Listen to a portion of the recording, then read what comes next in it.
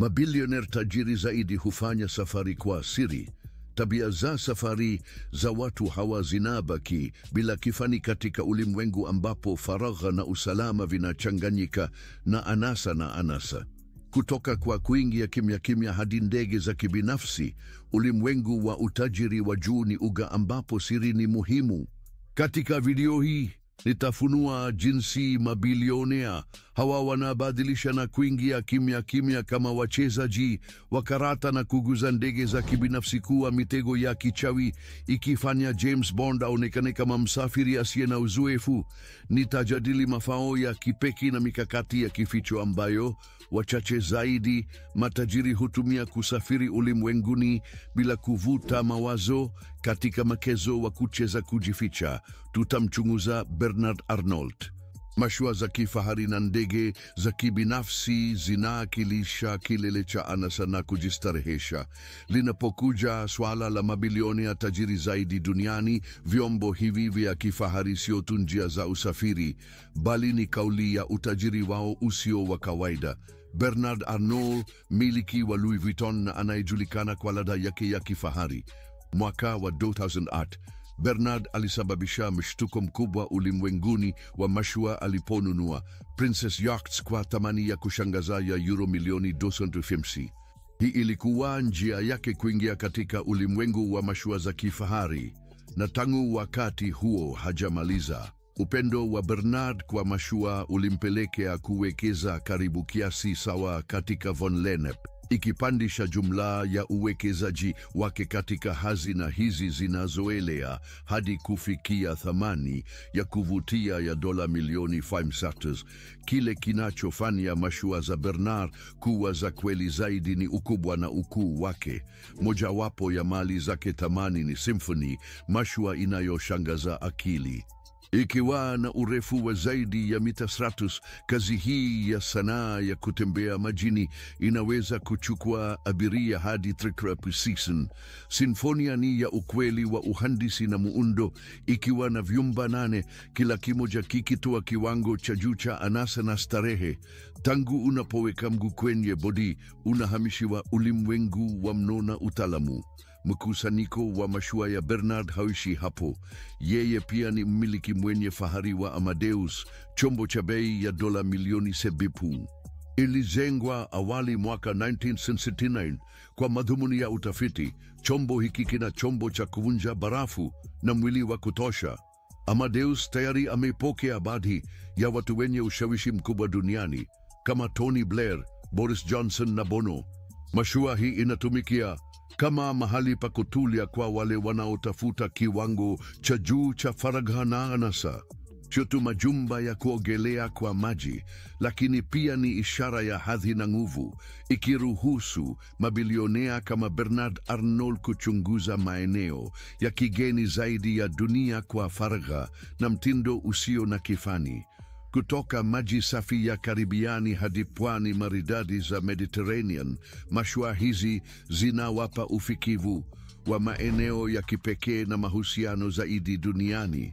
Sio tu kuhusu maeneo, bali ni kuhusu uzoefu. Kwenye mashua hizi za anasa, mabilionea wanahudumiwa na kiwango cha huduma na vifurushi visivyopatikana popote.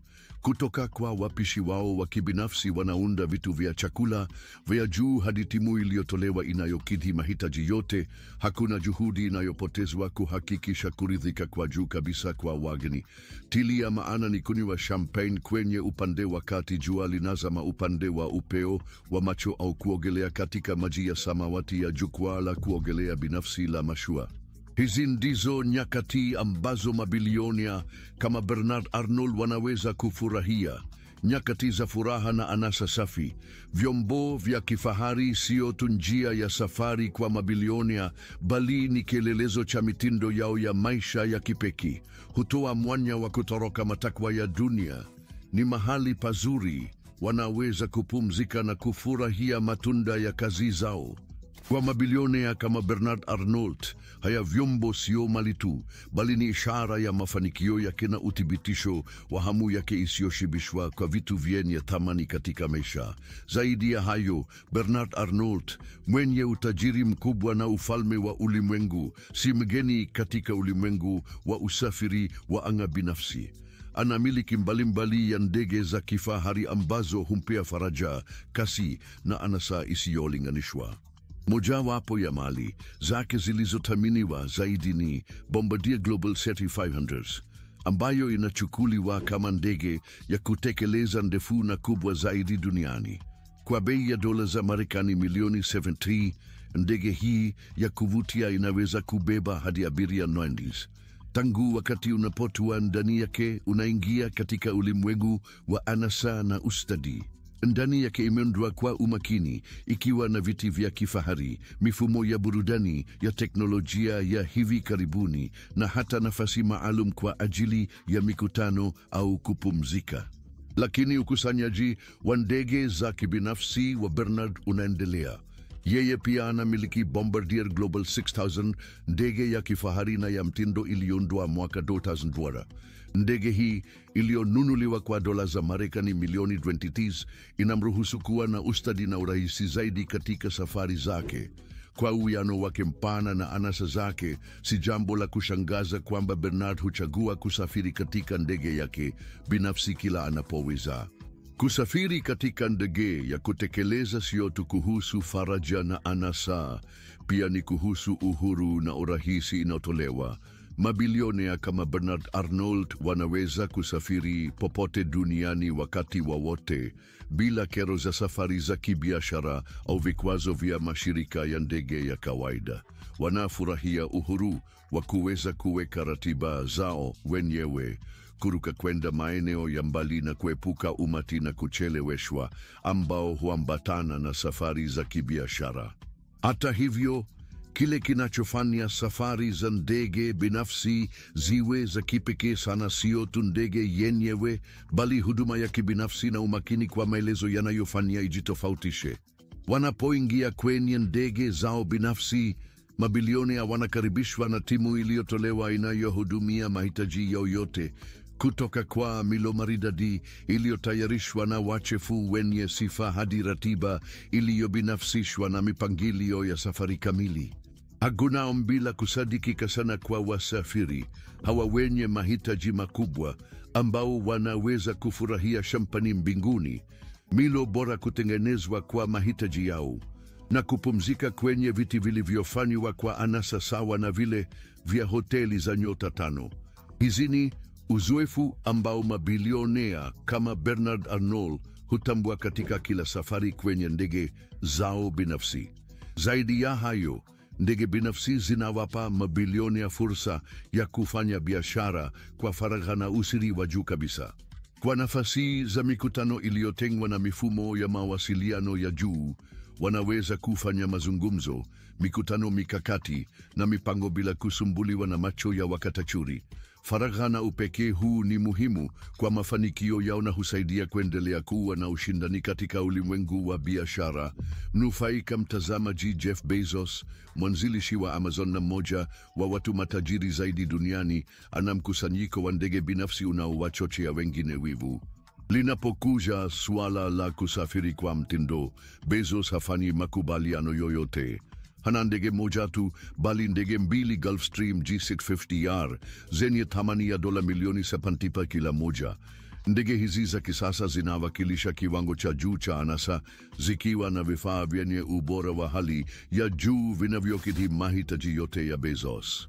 G650ER inajulikana kwa ufanisi wake, ikivunja rekodi za kasi nambali katika tasnia ya ndege binafsi. Mwaka wa 2000, Bezos alinunua Gulfstream G650ER yake ya kwanza, na akiwa amevutiwa na ndege hiyo, alinunua nyingine mwaka wa 2010. Gulfstream G650ER ina bei ya msingi ya takriban dola za Marekani milioni 70. Walakini, ndege binafsi za Bezos zinatengenezwa kwa rasilimali za hali ya juu zaidi, zikiongeza gharama ya kila ndege hadi karibu dola za Marekani milioni 7.5. Kwa Bezos, tofauti hii ya gharama ni ndogo ikizingatiwa utajiri wake mkubwa. Kupitia kampuni yake ya udhibiti, Poplar Glen LLC, Bezos ndiye miliki wa ndege hizi za Gulfstream. Anaweka ndege hizi zilizohifadhiwa kwenye hanga salama iliyoko Boeing Field, kusini mwa Seattle. Hanga lenyewe ni ishara ya utajiri wa Bezos, likigharimu karibu kama ndege binafsi ya kiwango cha msingi, likipata thamani ya kushangaza ya dola za Marekani milioni 5.5. Kwa njia ya kushangaza, Bezos alinunua hanga hiyo kutoka Costco Wholesale, mpinzani wa Amazon, ambayo inaongeza kugusa la ironiki kwenye ununuzi wake wa kifahari. Gulfstream G652ER si tu mtindo anasa wa usafirishaji, lakini pia ni kielelezo cha uhandisi. Mamiliki wa rekodi ya safari ndefu na yenye kasi zaidi katika historia ya anga za kibiashara. G650ER ina uwezo wa kufikia mbali zaidi, ikiruhusu safari ya hadi kilomita 10,390 kwa moja. Hii inamaanisha kuwa Bezos anaweza kufanya safari za Trans-Pacific na Transatlantic kwa urahisi anavyotaka. Kuingia kwenye moja ya ndege za Gulfstream G652ER za Bezos ni sawa na kuingia kwenye hoteli ya nyota 5 angani. Ndani imeundwa kwa undani ili kutoa faragha na anasa ya juu. Kwa sebule kubwa inayoweza kuwekwa katika maeneo manne ya kukaa, Bezos anahakikisha kamwe asijisikie kufumba na kufumbua wakati wa safari zake. Zaidi ya hayo, Gulfstream inatoa mipangilio mbalimbali ya ndani, ikiruhusu wabunifu wa ndege kubinafsisha nafasi kulingana na mapendeleo ya matajiri sana. Ingawa muundo halisi wa sebule za ndege za Bezos bado ni siri, haingeleta mshangao ikiwa Gulfstream itatengeneza muundo wa kipekee uliobinafsishwa kwake. Ndege za Gulfstream za Bezos zinaonekana kwa wingi wa mwanga wa asili, kwa madirisha 60 ya mviringo, kabini inajaa jua ikitoa maoni mazuri na anga lenye mwanga na hewa safi. Rahisi ya kupitia Matrix ya utendaji wa Amazon wakati unatazama anganisi ya kushangaza. Viti vilivyotengenezwa kwa mikono vya ndege za G650ER za Bezos vimefunikwa na ngozi bora, kuhakikisha faraja ya juu na uwezo wa kukunjika kama vitanda kwa safari laini. Kwa uwezo wa abiria hadi 17 na wafanyakazi wawili, Bezos na msafara wake wanafurahia nafasi kubwa. Meza za kuni za hali ya juu katika kabini zinajikunja kutoka kwa paneli za upande, zikiumba mazingira bora kwa mikutano inayofanyika angani kwenye urefu wa mita 13. Burudani hayathiriwi kwenye ndege binafsi za Bezos, vilivyowekwa kwa TV iliyofichwa inayojitokeza kutoka kwenye konsoli ya kati. Bezos anaweza kufuatilia vipindi vyake vipendwa wakati anaruka katika urefu mkubwa. Konsoli pia hutoa sehemu za kuhifadhi, ikiwa ni pamoja na moja iliyotengwa kwa divai za nadra na vinywaji baridi. Zaidi ya hayo, ndege zina jikoni kamili kutosheleza mahitaji ya abiria na wafanyakazi, kuruhusu maandalizi ya vinywaji na chakula mbalimbali kwa kutumia mashine ya kinywaji, mikrowave na jiko la convection ndani. Ndege za Bezos zina friji na friji kamili, zikihakikisha mapendeleo yake ya upishi hata kwa miguu 40,000 kutoka ardhini. Usalama ni muhimu, na ndege za Gulfstream G650ER za Bezos zina teknolojia ya juu kuhakikisha safari salama na laini, ikiwa ni pamoja na cockpit ya PlaneView 2 ambayo inaboresha usalama na kupunguza mzigo wa kazi kwa marubani. Zaidi ya hayo, G650ER ina mfumo wa maono ya ndege ulioboreshwa, kuruhusu marubani walioruhusiwa kutua chini ya hali za mawasiliano duni. Mitambo ya turbofan Berset Istudza iliundwa na Rolls-Royce inatoa nguvu kwa injini za G650ER, ikiwapatia abiria uzoefu wa kuruka wa kuaminika na wenye ufanisi. Kwa meli yake ya ndege za Gulfstream G650ER, Bezos anaweza kusafiri kwa urahisi kwa maeneo mbalimbali ulimwenguni. anasafiri mara kwa mara kati ya makao makuu ya Amazon huko Seattle na makao makuu ya Ulaya huko Luxembourg City. Bezos pia ameonekana huko India, ambapo makao makuu makubwa ya Amazon huko Hyderabad yako. Mtindo wake wa maisha unaorudi hata umefunua eneo la baadaye la HQ2 ya Amazon na safari zake mara kwa mara kwenda Arlington County, Virginia kwenye ndege zake za Gulfstream. Hata hivyo, si kila kitu ni biashara kwa Bezos. Yeye pia hufurahia likizo za kifahari kwenye maeneo ya kipekee. Siku ya wapendanao alimpeleka mchumba wake Lauren Sanchez kwenye kituo cha kifahari sana huko Cabo San Lucas, Mexico.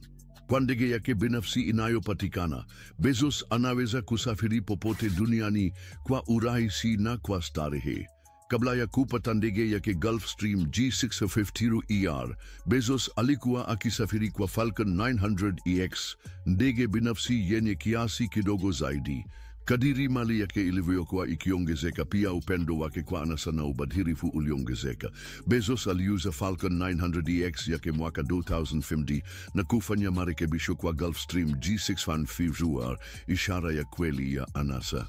Elon Musk, ndani ya ndege yake binafsi yenye thamani ya dola milioni 70, Gulfstream G650ER, anafurahia ulimwengu wa anasa na ubadhirifu unaojitokeza. Sifa kuu na vitu vya kifahari vilivyomo kwenye ndege hii vinaonyesha kilele cha safari za anga za anasa.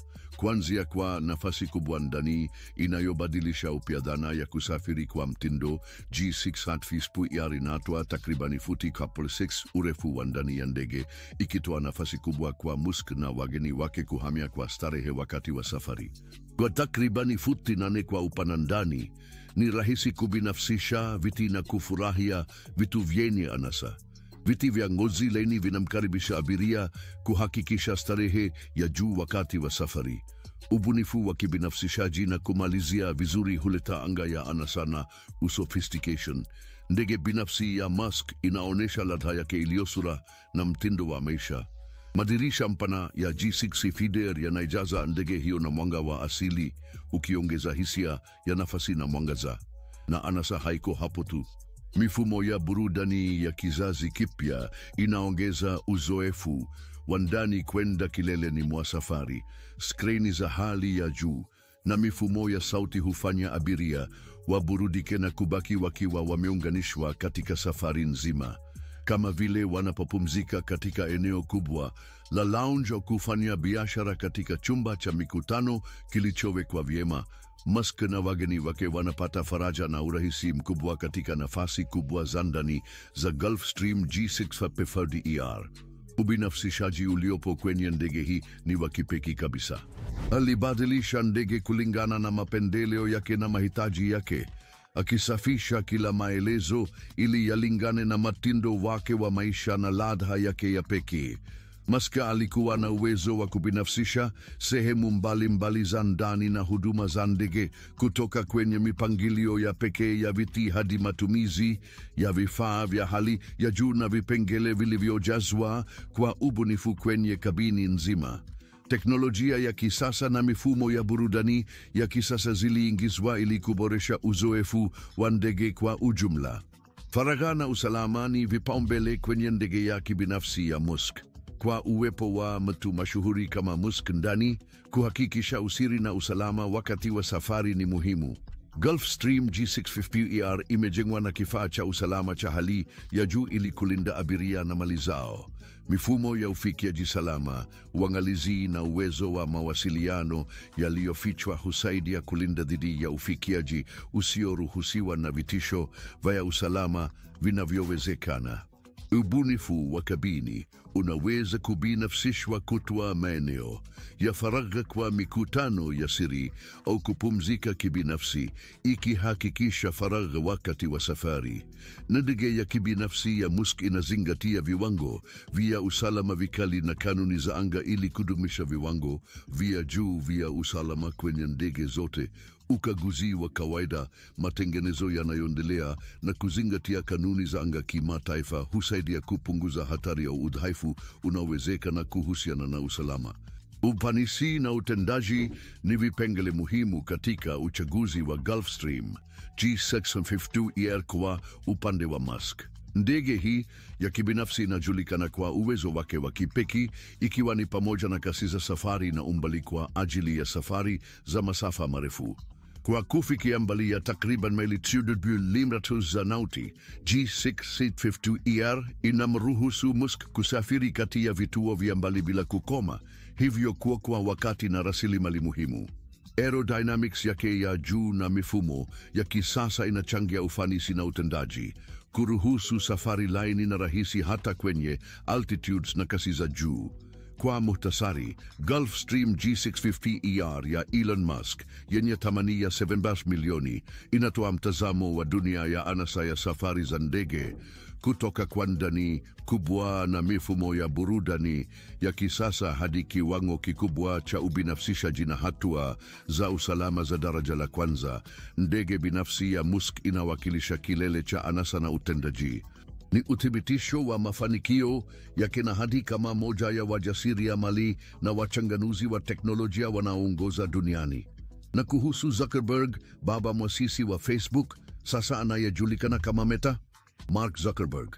Linapokuja kusafiri kwa mtindo, ndege binafsi ni chaguo linalopendelewa na watu matajiri zaidi duniani.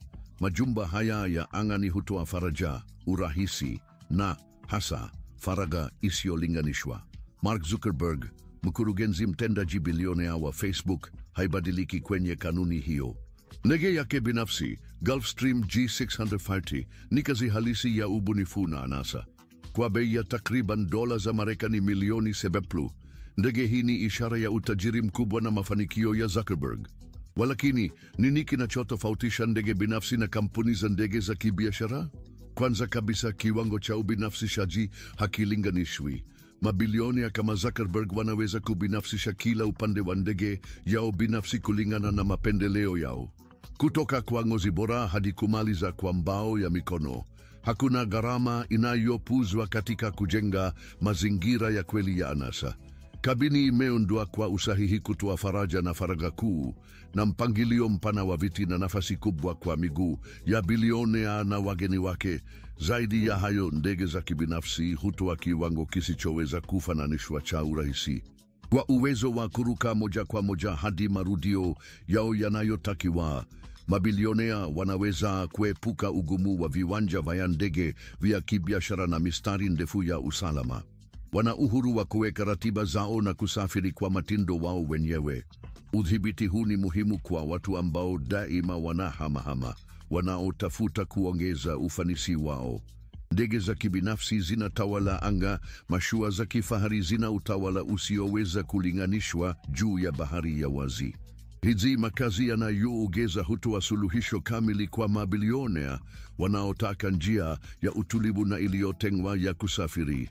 Zikiwa na teknolojia ya hali ya juu na ndani za kupendeza, mashua hizi zinatoa faraja na anasa ambazo haziwezi kulinganishwa. Faragha ni muhimu kwa mabilionea, na mashua za kifahari huthibitisha mahali pazuri pa kujitenga kutoka macho ya watu wenye shauku. Na kwa kisiwa chao cha kuogelea, watu hawa wanaweza kuchunguza marudio ya kipekee zaidi ulimwenguni bila kuhatarisha faragha yao. Kutoka fukwe zilizotengwa hadi vilindi vya siri, mabilionea wanaweza kufurahia uzuri wa asili kwa upweke kamili. Hata hivyo, si tu kuhusu faragha. Mashua za kifahari hutoa mbalimbali kubwa ya huduma na chaguo la burudani. Hizi nyumba zinazogelea zina vitu kuanzia mabwawa ya kuogelea na jacuzzis mpaka helipads na sinema. Mabilionea wanaweza kuandaa sherehe za anasa, kupokea wageni na kufurahia upishi bora uliotayarishwa na wapishi mashuhuri. Kwa muhtasari, ndege za kibinafsi na mashua za kifahari ni njia za usafiri za upendeleo wa mabilionea wenye utajiri mkubwa. Magari ya abiria haya yanasaidia kiwango cha anasa, faragha na urahisi ambao hauwezi kulinganishwa na makampuni ya ndege ya kibiashara au meli za kusafirisha watalii. Bill Gates, mwanzilishi mwenza wa Microsoft na mmoja wa watu matajiri zaidi duniani, anakuza umiliki wa ndege za kibinafsi kwa kipimo kipya. Kwa njia ya kuvutia, Gates hana moja tu, bali ndege nne za kibinafsi. Mmoja wa magari yenye thamani kubwa zaidi ya Gates ni Gulfstream G650ERs, maarufu kwa safari ndefu na mambo ya ndani ya anasa, ikiruhusu safari za moja kwa moja zenye starehe kwa karibu kila marudio duniani. Kando na hizo, yeye pia anamiliki Bombardier Challenger 332 zinazojulikana kwa uwezo wao wa kubadilika na utendaji na maarufu kati ya wasafiri ambao ni maalum. Kwa muundo wa kupendeza na teknolojia ya kisasa, ndege hizi huthibitisha kwa Gates urahisi na ufanisi wa juu katika safari zake. Kwa mtu mwenye ratiba yenye shughuli kama ya Gates, umiliki wa safu ya ndege hutoa mtego na urahisi ambao hauwezi kulinganishwa. Hii humwezesha kusafiri kwa masharti yake mwenyewe bila kuwa tegemezi kwa makampuni ya ndege ya kibiashara au kujirekebisha kulingana na ratiba zao. Kwa ndege za kibinafsi zilizopo, Gates anaweza kwa urahisi kutembea kwa mikutano na matukio ya kijamii popote duniani wakati wowote. Zaidi ya hayo, umiliki wa ndege za kibinafsi huwapa Gates kiwango cha faragha na usalama ambao hauwezi kulinganishwa, muhimu kwa bilionea kama huyu. Safari za faragha humwezesha Gates kuepuka foleni na ukaguzi wa usalama katika viwanja vya ndege, ikihakikisha safari ya siri na yenye utulivu. Faragha hii ni muhimu kwa mtu ambaye mara kwa mara yuko chini ya taa za umma. Hata hivyo, kwa Gates, umiliki wa ndege za kibinafsi unakwenda zaidi ya anasa na urahisi, ukifuatisha vile kuwa kifaa cha biashara kilicho na thamani. Uwezo wa kufanya mikutano na kufanya kazi katika miradi muhimu wakati hewani huzidisha uzalishaji wake na kuongeza wakati wake kwa njia ya kipekee. Na ofisi kamili ndani ya ndege zake binafsi, yeye husalia kuunganishwa na kushiriki hata anaposafiri mbali. Ni muhimu kutambua kuwa umiliki wa ndege binafsi si suala la Gates pekee. Mabilionea wengi na watu matajiri sana wengine pia wanawekeza katika ndege zao kwa sababu sawa. Kusafiri kwa faragha kumekuwa ishara ya mafanikio na ukwasi wa kipekee, na kwa wale wanaoweza kumudu, ni faida ngumu ya kupinga. Ndani ya Boeing 777 ya Larry Page ni uthibitisho wa anasa na faraja. Ukitembea ndani, utapokelewa na kabati pana iliyoundwa kwa ustadi. Ukuta umeandaliwa vizuri kwa vifaa vya kifahari, ikiwa ni pamoja na ngozi laini na kumaliza kwa mbao yenye kipekee. Viti vya kupumzikia vilivyofunikwa kwa kitambaa laini vimepangwa kwa uangalifu kwa mkava wa juu wakati wa safari ndefu. Lakini sio tu muonekano wa nje unaofanya ndege hii kuwa ya kipekee. Larry Page hakusita kugharimu anapowekewa teknolojia ya hali ya juu na huduma za kifahari kwenye ndege yake ya faragha. Kabati inajumuisha mifumo ya burudani ya hivi karibuni, ikiwa ni pamoja na televisheni kubwa zenye skrini ghorofa, sauti za surround na maktaba kubwa ya filamu na nyimbo. Abiria wanaweza kufurahia filamu zao za kupenda au kujisikia vizuri na muziki wao ule wapendelea, ikileta uzoefu wa kweli wa kujaziwa na unyenyekevu wakati wa safari. Kuhusu chakula, Boeing 737 yapaje hayachi kitu chochote cha kutamani. Ndege ina jikoni kamili ambapo timu ya wapishi wenye ustadi hupika milo ya kipekee, kutoka kwa vitafunio vya kuvutia hadi sahani kuzenye kufanya kinywa maji na vitafunio vyenye kungarisha. Kila tamaa ya upishi inaweza kutimizwa kwenye futi 4,000. Eneo la chakula limepangwa kifahari kwa chungwa laini, kristal na vyombo vya fedha, vikitoa uzoefu wa upishi wa anasa unaochanganya na migahawa bora. Moja ya sifa za kipekee za ndege hii ya faragha ni chumba cha wageni kuu, ambapo Larry Page mwenyewe hupumzika wakati wa safari zake. Chumba hicho ni kimbilio cha faraja na utulivu, kikiwa na kitanda kikubwa cha kifalme chenye shuka za ubora wa juu na seti ya mito ya kifahari. Mazingira yamepambwa kwa uchangamfu, taa laini na samani za kifahari, ikiumba anga la utulivu na faraja kwa usiku wa kupumzika hewani. Na jinsi isivyoeleweka kwenye ndege ya faragha ya anasa, vioni vya kifahari, Boeing 767 ya peje ina vyoo vilivyopambwa sana na meza za marumaru, vifaa vya dhahabu na bidhaa za usafi wa kifahari. Vyoo hivi vya kuoga vinatoa kugusa kwa utukufu na kuhakikisha kila undani wa uzoefu wa safari ni wa kipekee kabisa. Ndege ya Larry Page ya Boeing 767 Dosans ni ushuhuda wa utajiri wake na unyenyekevu kwa safari za kifahari na mambo ya ndani ya kifahari, teknolojia ya juu na huduma za kwanza. Ndege hii hutoa uzoefu usio na kifani angani. Sasa tukiwa tumeweka jukwaa kwa ajili ya uchunguzi wetu kuhusu jinsi mabilionea matajiri zaidi wanavyosafiri kwa siri, tuingie katika ulimwengu wa kuvutia wa Bombardier Challenger 600 ya Warren Buffett. Ndege hii ya kifahari ya kibinafsi iliyoanzishwa nchini Canada na kutengenezwa na Bombardier Aerospace inaonekana kwa utukufu wake na utendaji wa hali ya juu ikilinganishwa na ndege binafsi nyingine za darasa lake. Bombardier Challenger 600 ina muundo mara nyingi unaowekwa wa jumla na sehemu za kuruka zilizopangilia, ikiwa ni pamoja na mkia ulio katika umbo la T na mabawa yanayokaa chini. Gari lake la kutua la magurudumu matatu lina gurudumu pacha na gari la mbele limefungwa kutoka mbele ya mabawa karibu na mwili wa ndege. Kitu kinachofanya ndege hii kuwa ya kuvutia sana kwa marubani ni uchumi wake, utulivu na uwezo wake wa kushughulika vizuri. Kwa upande mwingine, abiria wanavutwa na uwezo wa kukimbia kwa umbali mrefu na ndege yenye nafasi na starehe kubwa. Challenger 600 ina sifa nyingi za kipekee, ingawa ina sifa kadhaa zinazofanana na ndege nyingine za darasa lake. Moja ya sifa kuu ya kipekee ni barabara yake kubwa ambayo inaruhusu mzunguko huru katika kabini. Uhuru huu wa kusonga wakati wa safari unaboresha sana starehe na uzoefu wa abiria. Zaidi ya hayo, Challenger 600 ilikuwa mojawapo ya ndege za kibinafsi za kwanza kuchukua mkondo wa kutumia mabawa ya sifa kuu, ambayo Canadair inaiona kama moja ya sifa za juu kabisa za ndege. Mabawa haya maalum yanaruhusu kuruka kwa umbali mfupi wakati bado unazingatia viwango vya juu vya usalama na starehe vinavyohusishwa na ndege kubwa. Bawala ufafanuzi huu kwa Kiswahili, ukishikilia muundo ule ule pamoja na nafasi, mistari na kipande cha maandikio. Toa jibu lenye tafsiri pekee bila kuongeza wala kupunguza chochote isipokuwa tafsiri. Mrengo wenyewe ni splatesimetri uliofanyiwa marekebisho kutoka NASA. Unaoma pembe za mbele, panda pembe za nyuma na umbo la ulinganifu.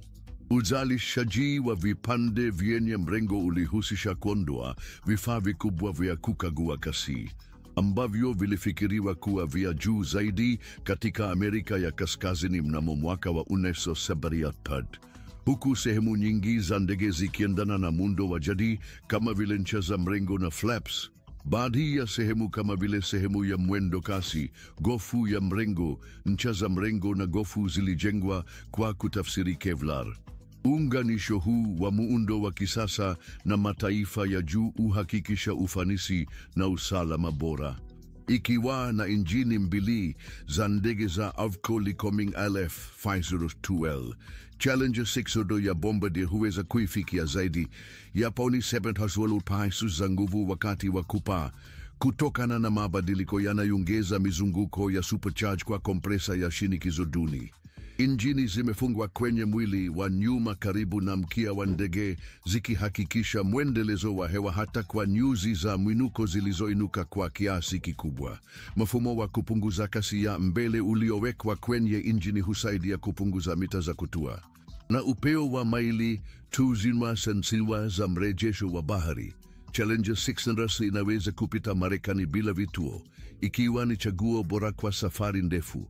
Inaweza kufikia kasi ya juu ya Nut India Parsat itakapofikia futi 3.6, ikizidi zaidi ya ndege nyingine nyingi. Kwa upande mwingine, inaweza kuruka kwa kasi ya maili Parsat kwenye futi 43,000 kwa safari ndefu. Matumizi ya mafuta hupungua kulingana na kiwango cha utendaji, huku helikopta ikichoma pauni wenda za mafuta kwa sa kwenye safari ndefu na pauni wenda subinsi kwa sa kwenye kasi ya juu. Challenger 6 inahitaji umbali wa kupaa wa mita 5,700 usawa wa baharini na umbali wa kutua wa mita 2,8. Mbali na uwezo wake wa utendaji wa kushangaza, Challenger 600 ya Bombardier ina mifumo minne ya nishati ya dharura ikisaidia uendeshaji wenye nyongeza ya kazi. Mifumo hii hulisha vipengele muhimu kama taa za kutua, flaps, pampu za hydraulic na mifumo ya kuzuia barafu. Mifumo ya udhibiti wa hewa wa mfumo wa ndege unadhibiti mifumo ya mazingira na kuanzisha injini, ikiongeza zaidi uaminifu na usalama wake.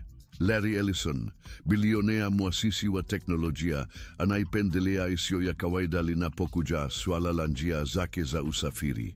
Moja ya mali yake ya kipekee ni ndege ya maji ya kaboni iliyobinafsishwa, Icon A5C. Ndege hii nyepesi na ya kifahari iliyo na thamani ya takriban dola za Marekani milioni 3 inamruhusu Ellison kutamalaki angani na kuchunguza ulimwengu kutoka mtazamo tofauti. Icon A5C ni mafanikio ya kupigiwa mfano kwenye uhandisi. Ikiwa imefanywa kabisa kwa kaboni, inachanganya nguvu, udumu na ufanisi wa aerodynamics. Kwa muundo wake uliolaini na teknolojia ya kisasa, inawakilisha kilele cha anasa na uvumbuzi katika sekta ya anga. Ndege hii ya maji inasimama kati ya njia za usafiri za kawaida. Ni tamko la ladha ya kipekee ya Ellison na hamu ya kipekee. Icon A5C ni kitu nadra katika ulimwengu wa ndege binafsi, wachache wakipata heshima ya kuimiliki. Lakini kitu kinachofanya Icon A5C kuwa tofauti na hydroavions nyingine ni nini? Uwezo wake wa kujibadilisha na kubadilika kwa kweli ni wa kipekee. Inaweza kuruka na kutua majini na ardhini, ikimruhusu Ellison uhuru wa kuchunguza maeneo ya mbali ambayo ndege za kawaida hazina ufikiaji. Iwe kwenye kisiwa cha faragha au kwenye hori iliyofichika, Icon A5C inamwezesha Ellison kutembelea maeneo machache mengine wanaweza. Ndani ya Icon A5C ni ushuhuda wa anasa na faraja, makaribishoni kwa kimakini iliundwa na viti vya ngozi laini na mifumo ya burudani ya hali ya juu. Ellison anaweza kupumzika kwa mtindo wakati anaruka angani, akifurahia mandhari ya kuvutia kupitia madirisha makubwa yanayozunguka makaribisho. Walakini, Icon A5C haujikomi kwa anasa na mtindo, pia inajumuisha usalama na utendaji. Iliyowekwa na avionics ya juu na huduma za usalama, ndege hii ya maji inahakikisha safari laini na salama kwa Ellison. Imepangwa kuwa rahisi kuruka hata kwa wale walio na uzoefu mdogo katika anga, ikifanya iwe chaguo kamili kwa bilionea anayetafuta ujasiri na amani. Hydroplane ya nyuzi ya kaboni ya Ellison siyo tu njia ya usafirishaji, ni ishara ya hadhi yake na azimio lake la kuvuka mipaka ya iwezekanavyo. Inawakilisha upendo wake kwa uchunguzi na kiu yake ya uzoefu mpya. Kwa Icon A5C, Ellison anaweza kuvuka mipaka ya ardhi na kuruka angani, akikaribia uhuru na masisimko ambao safari hii inatoa. Hydroplane hii ya nyuzi ya kaboni, ambayo ni ya thamani ya karibu dola milioni 10, ni kweli kielelezo cha mtindo wa maisha wa kipekee wa Larry Ellison. Ndefu na ya kupendeza, ndege hutoa fursa ya kusafiri kwake kwa anasa isiyolinganishwa na kuchunguza ulimwengu kutoka kwa mtazamo mapya. Kutokana na unyeti wake, faraja na usalama wa hali ya juu, Icon A5C inakuwa chaguo bora kwa bilionea anayetafuta ujasiri na amani. Ikiwa video hii imekufurahisha, usisite kucheki uzalishaji wetu mwingine wa ajabu kwenye kituo chetu. Tunashukuru kwa kutazama na mpaka video inayofuata.